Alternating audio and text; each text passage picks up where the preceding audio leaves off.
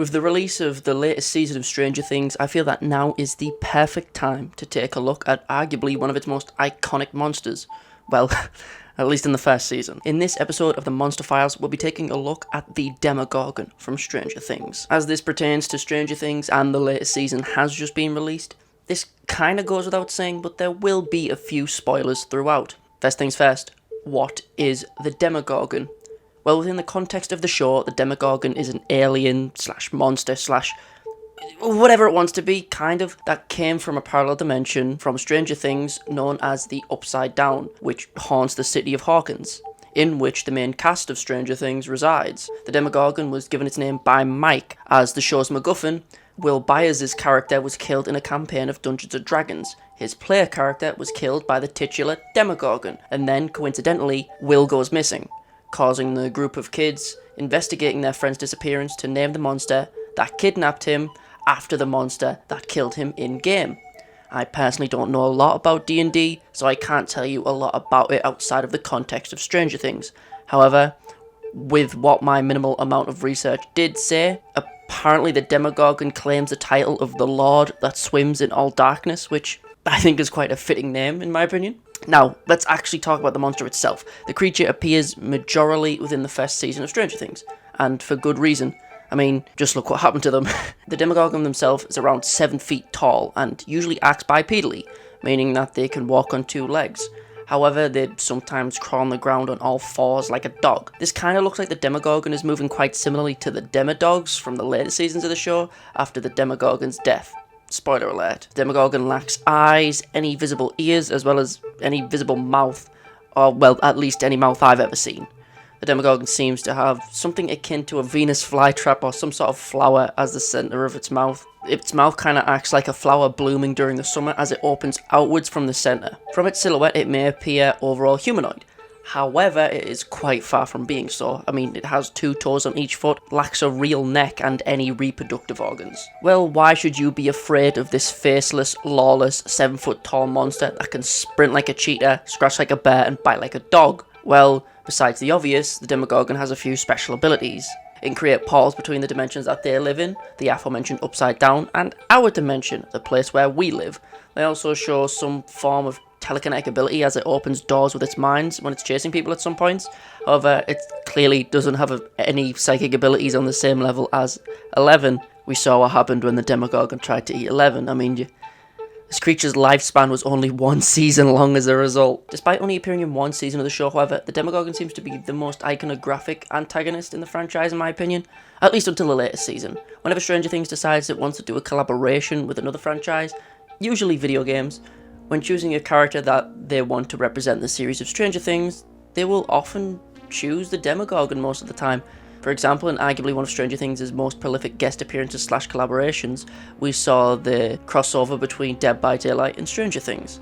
A few characters were chosen to represent the franchise. For playable survivors, we had the babysitter Steve and the nothing character known as Nancy, and later down the line another survivor was added as a premium skin, that of which being Jonathan.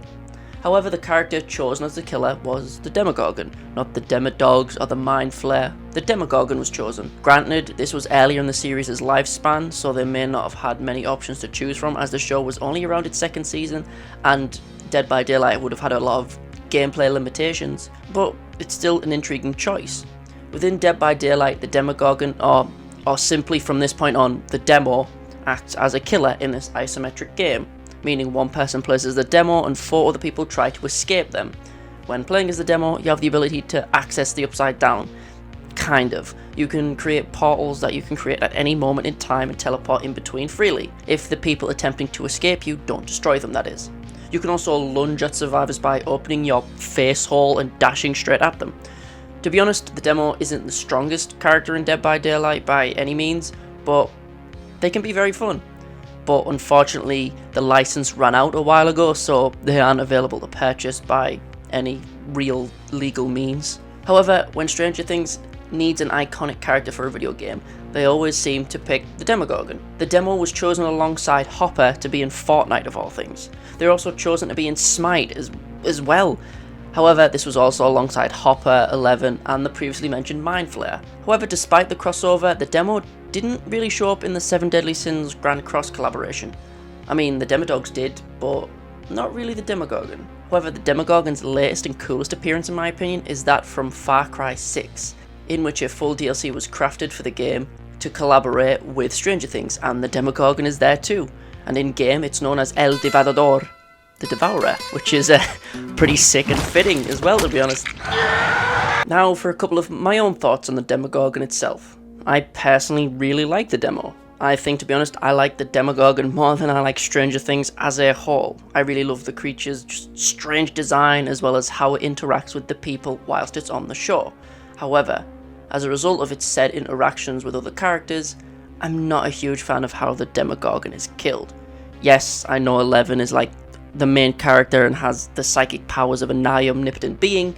However, I felt a lot of the tension that was building up with the demo throughout the course of the show, which had a very old school horror aesthetic vibe, just kind of fell flat when it was killed by a kid with a shaved head, instead of some kind of glory kill like from The Evil Dead.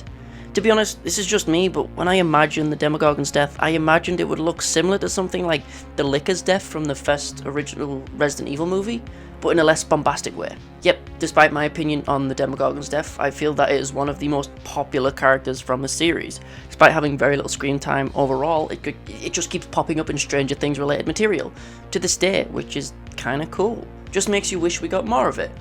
As when we saw the grander scope of Stranger Things, you know, with the Mind Flayer and other stuff, it gave the impression, well, it at least gave me the impression that the Demogorgons were kind of like foot soldiers, and they were more on the way. On an unrelated note, this is just kind of for like weebs who might get this. You know how in like Seven Deadly Sins and Bleach, you've got like the Red Demons and the Menos Grande, respectively. That's how I viewed the Demogorgon. It was simply a single member of a massive army, but I guess that wasn't the case. So, overall, I very much like the Demogorgon, and I think they're pretty cool. Anyway, that was the latest episode of the Monster Files. Josh, welcome to the party. Thank you for subscribing. Hi. It's been a while since I made a spooky orientated video. Feels like it's been even longer since I made a monster file. Also, my last video caused me to lose subscribers, so yeah, I'll probably stick to making creepy stuff for a while, I guess. Anyway, thank you all very much for watching, and please like and comment on the video if you enjoyed. If there's any creature or monster or whatever you want me to take a look at, please feel free to let me know in the comments, because I will always read every single comment and will do till the day I die. I'm still working on the creepy anime and manga iceberg. It's just going to take a while because the video is probably going to like add up to probably like an hour long, so I'm still scripting it, so hopefully you guys can be patient and please support the channel while I'm making it. As the video will be like an hour long, let me know if you prefer if I could like make multiple videos of it. So for example, I made the first layer, and the first layer would probably be about 10 to 15 minutes. What if I just make a video of the first layer and then the second layer, make it all separate videos? Let me know what you think. I don't know, I just wanted to know if you want something quicker now or something longer later. Let me know. Anyway, thanks again. I appreciate all the support, and toodles my doodles. Hopefully see you next one. Peace.